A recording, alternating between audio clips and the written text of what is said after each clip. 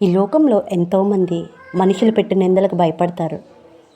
దానివల్ల చాలా దిగులు పడిపోయి చింతిస్తారు. కానీ దేవుడు వాక్యం సెలవిస్తుంది, మనుషులు పెట్టిన నిందకు భయపడుకుడి, వారి దూషణ మాటలకు దిగులు పడకడని దేవుని వాక్యం సెలవిస్తుంది.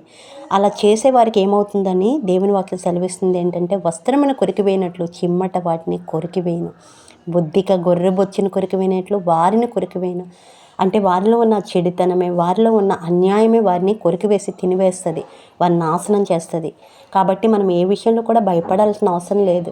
మనం నీతిగా యథార్థంగా ఉంటే మనం నిత్యము నిలిచేవారుగా, ఆయన రక్షణ నీడలో మనం భద్రపరిచేవాడుగా ఉంటాం. ఎందుకంటే దేవుడు సామాన్యుడు కాదు, ఆయన సైన్యములకు అధిపతి. మీ దుఃఖమును నిట్టూర్పును తొలగిపోనని సంతోషంతో ఉంటారని సెలవిస్తుంది. నిత్య సంతోషం వారి తల మీద ఉండునని చెప్తుంది. దుఃఖమును నిట్టూర్పును తొలగిపోనని చెప్తుంది. అంతేకాదు, నీ నోట నా మాటలుంచి నా చేతిలో నీడలో నిన్ను కప్పి ఉన్నానని దేవుని వాక్యం సెలవు.